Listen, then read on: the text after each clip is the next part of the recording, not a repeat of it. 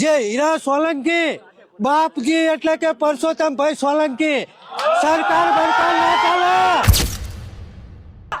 Nitrex chemical India લિમિટેડમાં અમે ગત રોજથી ધરણા પર બેઠા છે। તમામ આગેવાનો સમેત વર્કરો સાથે અમે અમને 24 કલાક જેટલા ધરણાના કાર્યક્રમનો સમય થઈ જશે।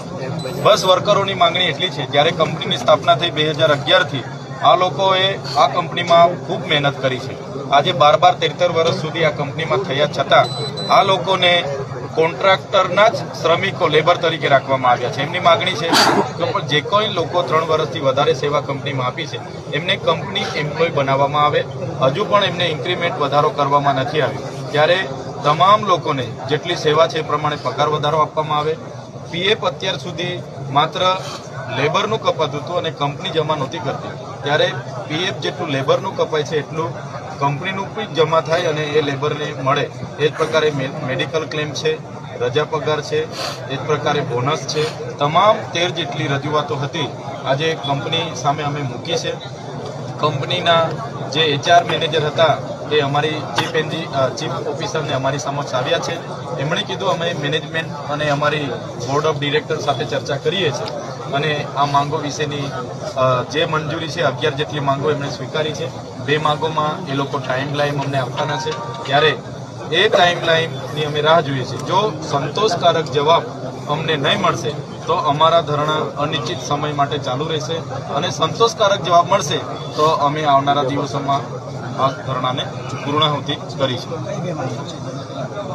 જે લોકો 12 વર્ષથી કંપનીમાં કામ કરે છે એને આજે પણ કોન્ટ્રાક્ટના નીચે કામ કરવું પડે છે, તો એમની માંગ છે કે ભાઈ અમે શું કરવા કોન્ટ્રાક્ટના નીચે કામ કરીએ। કોન્ટ્રાક્ટને કંપની 19,000 પગાર આપે છે અને કોન્ટ્રાક્ટ આ લોકોને એમાંથી 12,000 આપે છે, એટલું 6-7 હજારનું કમિશન થાય છે। તો આ લોકોનું કહેવાનું છે કે આટલું મોટું અમારું યોગદાન હોય તો અમને તો ડાયરેક્ટ કંપની એમ્પ્લોય બનાવી દેવા જોઈએ। અમે નીતિ નિયમો મુજબ વાર્ષિક 240થી પણ વધારે દિવસો ભરીએ છીએ, વધારે કલાકો કામ કરીએ છીએ, તો એનો લાભ અમને મળવો જોઈએ। માંગ છે બીજી કે પગાર વધારો। આજે મિનિમમ વેજીસ પ્રમાણે જ આ લોકોને પગાર મળે છે।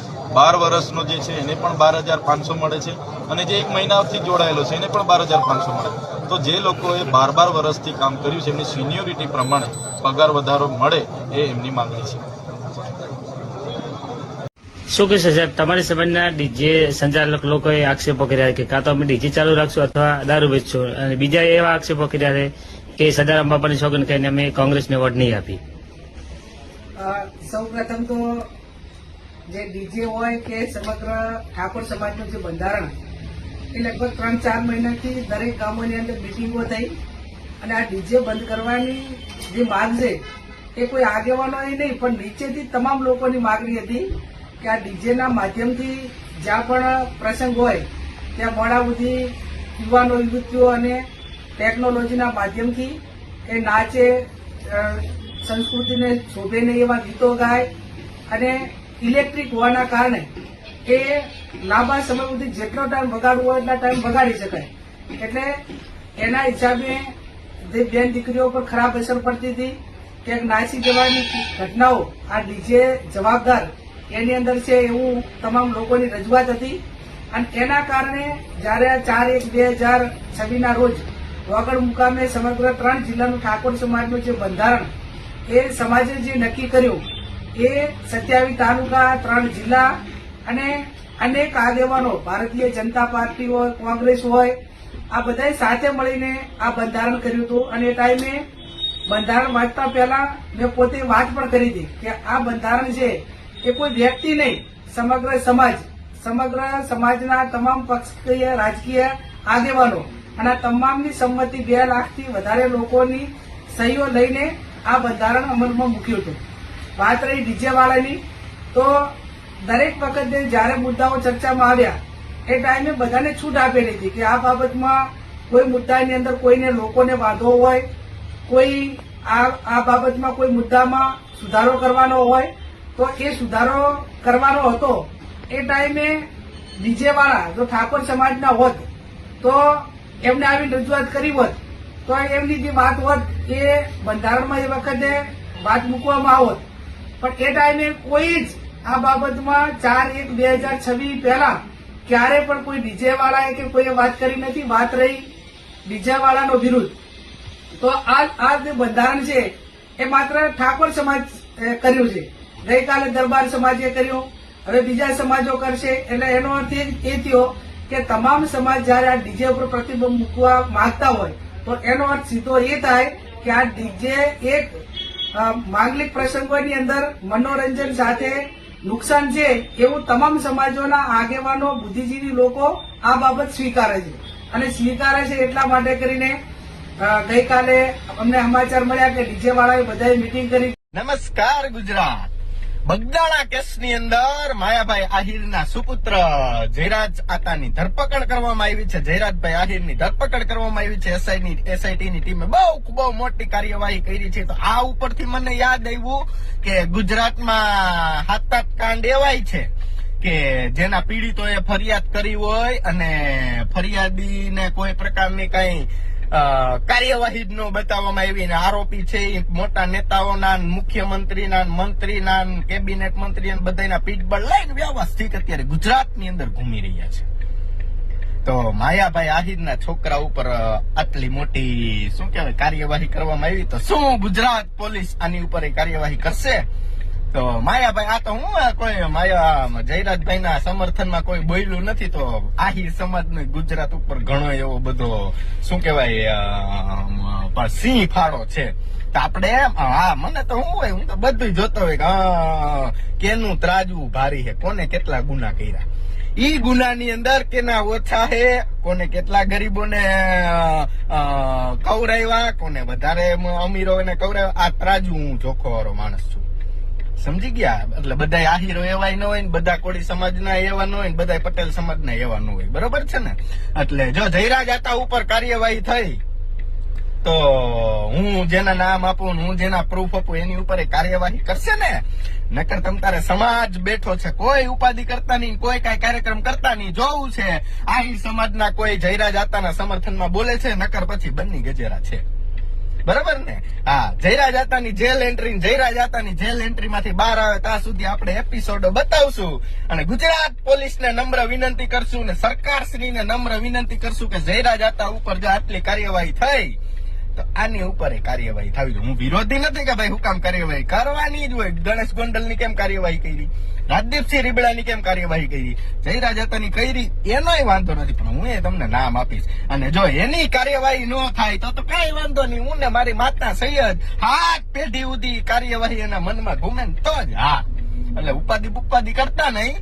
મેં તમને પેલા પણ કીધું તું, હજી પણ કઉ છું, 12 તારીખ પછી બહુ મોટા બોમ્બો ગુજરાતની અંદર ફૂટવાના છે. એટલે શાંતિથી જાળવીને ટેન્ટ બનાવીને રહેજો.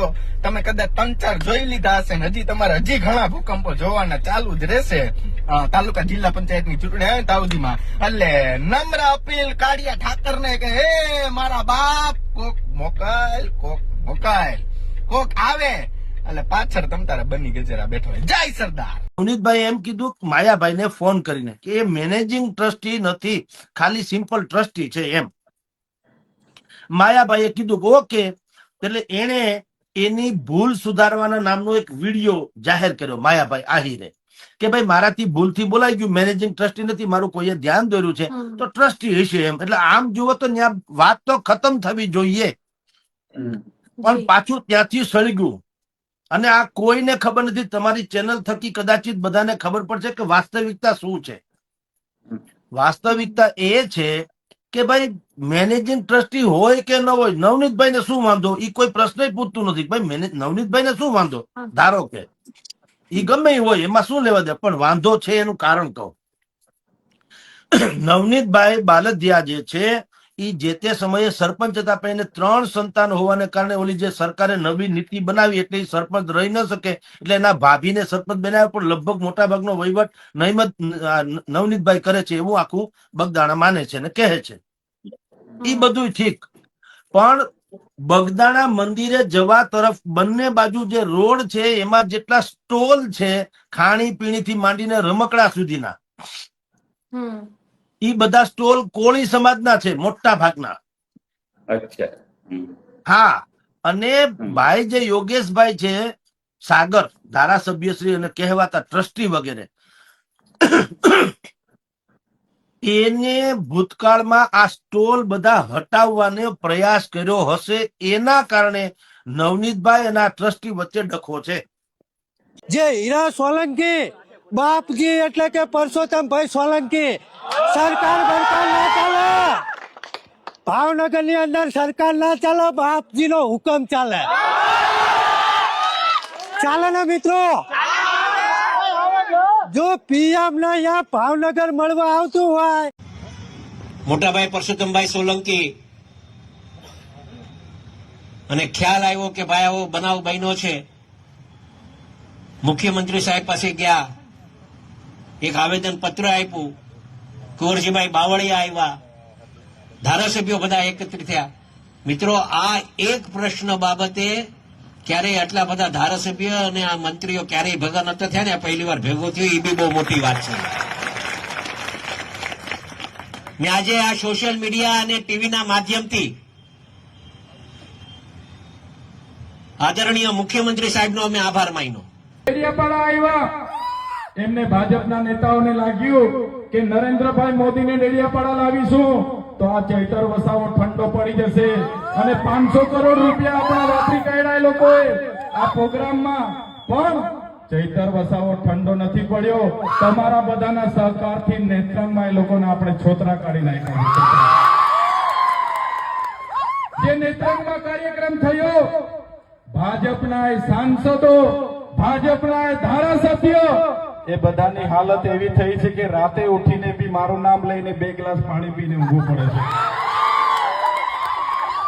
ગુજરાત વિધાનસભામાં માન્ય નાણામંત્રી કનુભાઈ દેસાઈ દ્વારા 2026-27 નું બજેટ રજૂ થવા જઈ રહેલું છે, ત્યારે અમને આ બજેટમાં એવી અપેક્ષાઓ છે કે ગુજરાતના ખેડૂતોનું દેવું માફ થશે, સાથે સાથે ખેડૂતોને ખેતીવાડી સિંચાઈ માટે ખેતીવાડી વીજળી 24 કલાક મુક્ત આપવામાં આવશે, ઘર વપરાશની વીજળી 300 યુનિટ સુધી ફ્રી આપવામાં આવશે, સાથે સાથે સિંચાઈ હોય, શિક્ષણ હોય, સરકારી વિભાગમાં તમામ જગ્યાએ 11 માસના કરાર આધારિત જેટલા પણ કર્મચારીઓ છે એમને કાયમી કરવાની આજના બજેટમાં જાહેરાત થશે એવી અમને અપેક્ષાઓ છે. સાથે સાથે ગુજરાતમાં જે કુપોષણ છે એના નિવારણ માટે પણ સુચારું આયોજન આજના બજેટમાં કરવામાં આવ્યું હશે. સાથે સાથે જે નર્મદા હોય, એનું જે કઢણા હોય, ઉકાઈ હોય કે જે પણ જળાશયો બન્યા છે એનું સિંચાઈનું પાણી પણ આદિવાસી વિસ્તારો સહિત તમામ વિસ્તારોમાં પૂરતું વ્યવસ્થા પ્રમાણે પહોંચાડવાનું આજના બજેટમાં આયોજન હશે. સાથે સાથે જે ગ્રામ્ય વિસ્તારમાં ઘરનું ઘર વિહોણા કેટલાક લોકો છે એમને ઘરનું ઘર મળે, શહેરી વિસ્તારની જેમ 3,50,000 એમના માટે સહાયની વ્યવસ્થા કરવામાં આવશે એવી અમને અપેક્ષાઓ છે. સાથે સાથે શ્રમિકો હોય, આંગણવાડી વર્કરો હોય, આશા વર્કરો હોય, જીઆરડીસીના કર્મચારી હોય, બધા જ લોકોને, ગુજરાતના આદિવાસી હોય, દલિત હોય, પીછડા હોય, ઓબીસી હોય, તમામ વર્ગના લોકોને આજના બજેટમાં મોંઘવારીથી રાહતનો અહેસાસ થશે એવી સરકાર જાહેરાત કરે એવી અમને સૌને અપેક્ષાઓ છે. અને આજનું જે બજેટ છે એમાં અમે શિક્ષિત બેરોજગારો જે પણ લોકો છે એમને પણ રોજગારી ભત્તાની જાહેરાત ગુજરાત સરકાર કરશે એવી આજના બજેટમાં અમે સૌ અપેક્ષા લઈને બેઠા છે. ગુજરાત વિધાનસભામાં માન્ય નાણામંત્રી કનુભાઈ દેસાઈ દ્વારા 2026-27 નું બજેટ રજૂ થવા જઈ રહેલું છે, ત્યારે અમને આ બજેટમાં એવી અપેક્ષાઓ છે કે ગુજરાતના ખેડૂતોનું દેવું માફ થશે, સાથે સાથે ખેડૂતોને ખેતીવાડી સિંચાઈ માટે ખેતીવાડી વીજળી 24 કલાક મુક્ત આપવામાં આવશે, ઘર વપરાશની વીજળી 300 યુનિટ સુધી ફ્રી આપવામાં આવશે, સાથે સાથે સિંચાઈ હોય, શિક્ષણ હોય, સરકારી વિભાગમાં તમામ જગ્યાએ 11 માસના કરાર આધારિત જેટલા પણ કર્મચારીઓ છે એમને કાયમી કરવાની આજના બજેટમાં જાહેરાત થશે એવી અમને અપેક્ષાઓ છે. સાથે સાથે ગુજરાતમાં જે કુપોષણ છે એના નિવારણ માટે પણ સુચારું આયોજન આજના બજેટમાં કરવામાં આવ્યું હશે. સાથે સાથે જે નર્મદા હોય, એનું જે કઢણા હોય, ઉકાઈ હોય કે જે પણ જળાશયો બન્યા છે એનું સિંચાઈનું પાણી પણ આદિવાસી વિસ્તારો સહિત તમામ વિસ્તારોમાં પૂરતું વ્યવસ્થા પ્રમાણે પહોંચાડવાનું આજના બજેટમાં આયોજન હશે. સાથે સાથે જે ગ્રામ્ય વિસ્તારમાં ઘરનું ઘર વિહોણા કેટલાક લોકો છે એમને ઘરનું ઘર મળે, શહેરી વિસ્તારની જેમ 3,50,000 એમના માટે સહાયની વ્યવસ્થા કરવામાં આવશે એવી અમને અપેક્ષાઓ છે. સાથે સાથે શ્રમિકો હોય, આંગણવાડી વર્કરો હોય, આશા વર્કરો હોય, જીઆરડીસી ના કર્મચારી હોય, બધા જ લોકોને, ગુજરાતના આદિવાસી હોય, દલિત હોય, પીછડા હોય, ઓબીસી હોય, તમામ વર્ગના લોકોને આજના બજેટમાં મોંઘવારીથી રાહતનો અહેસાસ થશે એવી સરકાર જાહેરાત કરે એવી અમને સૌને અપેક્ષાઓ છે.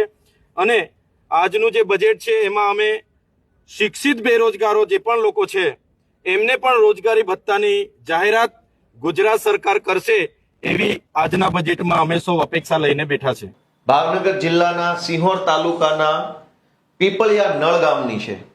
પીપળિયા ગામે ફેબ્રુઆરી મહિનાની 28 તારીખે એક ઘટના બની. પોલીસે જે ફરિયાદીએ જે લખાયું છે એ હું વાંચી સંભળાવું તમને, પછી સમજીએ કે આ કેવી રીતે ઘટનાક્રમ બને છે. પણ આ એફઆઈઆર વાંચતા પહેલા હું તમને એક વસ્તુ પૂછું કે ભાઈ આપણે માર્કેટમાંથી કોઈ સામાન લેવો હોય તો બ્રાન્ડેડ કંપનીનું કોઈ શેમ્પુ છે ઓરિજિનલ, એ છાપેલી કિંમતે મળે ત્યાંથી લેવું વધારે સારું કે ડિસ્કાઉન્ટ મળે ત્યાંથી લેવું વધારે સારું? બ્રાન્ડેડ કંપનીનું શેમ્પુ તો કોઈ પણ માણસ એવું કહે કે ભાઈ ડિસ્કાઉન્ટ મળે ત્યાંથી જ લઈશું. બ્રાન્ડેડ કંપનીનું જ લેવું છે, 1000 રૂપિયા છાપેલી કિંમત છે અને મને 700 રૂપિયામાં ડિસ્કાઉન્ટ સાથે મળે તો હું ડિસ્કાઉન્ટમાંથી જ લઈશ. હવે ડિસ્કાઉન્ટમાં આપણે વસ્તુ લેવા જઈએ ત્યારે વળી એક નવો સવાલ છે કે ઓછું ડિસ્કાઉન્ટ મળે ત્યાંથી લેશો કે વધુ ડિસ્કાઉન્ટ મળે ત્યાંથી લેશો? તો કોઈ પણ સામાન્ય માણસ એવું બોલે કે ભાઈ વધુ ડિસ્કાઉન્ટ મળે ત્યાંથી જ માલ લેવાય ને. બ્રાન્ડેડ કંપનીનું શેમ્પુ 50% ડિસ્કાઉન્ટમાં મળતો હોય તો ત્યાંથી લઈશ અને 10% ડિસ્કાઉન્ટમાં મળતું હશે તો 10%માંથી લઈશ. જ્યાં વધુ ડિસ્કાઉન્ટ ત્યાંથી લઈશ એ સ્વાભાવિક બાબત છે.